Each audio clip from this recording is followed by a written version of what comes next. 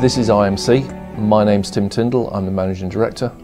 We've been going for 104 years old, we have a turnover of £10 million and we manufacture commercial machines for the food service industry in food waste removal, vegetable preparation and back bar, and we export that all over the world.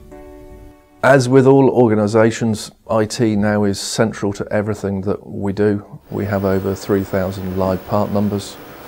Our materials ordering, our processing within the factory, our build planning, all that is integrated with the ordering from our clients and our invoicing out. Everything's integrated. And of course at the front end of that, when we are working on new machines and changes to existing machines, all that's through the IT systems, and they're all totally integrated.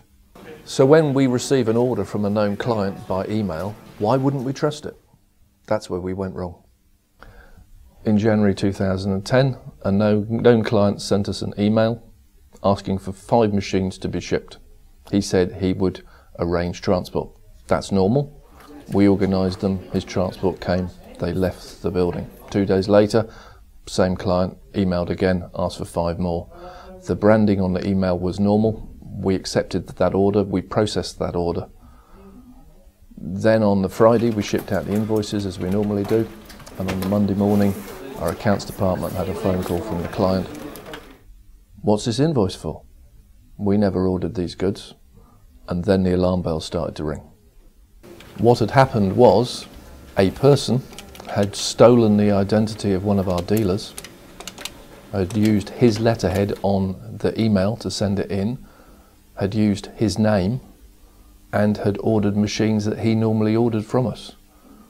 This guy knew what he was doing. We then found out that the email he was using had been set up 2 days previously. In time we found out the phone he'd used, the mobile phone, was a pay-as-you-go phone. And yep, we'd been scammed. We'd had goods stolen from us, and our client had had his identity stolen. It's not a nice feeling. Looking at the size of company we are, having that happen to us, we sat back and we thought, actually, what could we have done differently?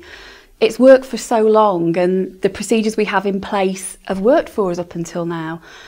So we sat back and we thought, actually, what is the different that we would have done?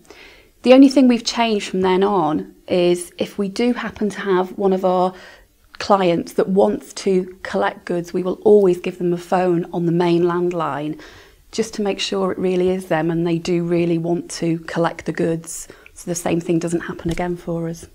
Wrexham industrial estate, where we're based, is the second largest industrial estate in Western Europe. There's over 9,000 people work here. Because of that, we have a full-time manned station with policemen, which is very useful to us. We reported it to them, but this was new for them. They're used to break-ins, they're used to thefts, they're not used to e-crime. So then they had to bring in the specialists from North Wales Police.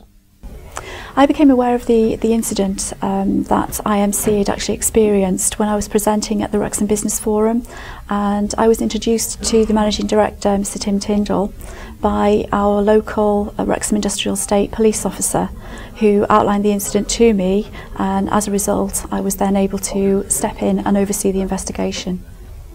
From a law enforcement perspective, I work extremely closely with the community beat managers who are posted to the industrial estates, and we hold regular forums which act as a vehicle to spread e-crime awareness and also to plant the message really to businesses that they should be taking responsibility to be proactive against cyber criminals. If we look in society now, we have Neighbourhood Watch, we have Shop Watch. Through the forum on this industrial estate, we're introducing Industrial Estate Watch, where we talk to each other and inform if somebody's knocking on our doors trying to buy scrap. We phone the next company and they phone the next 3.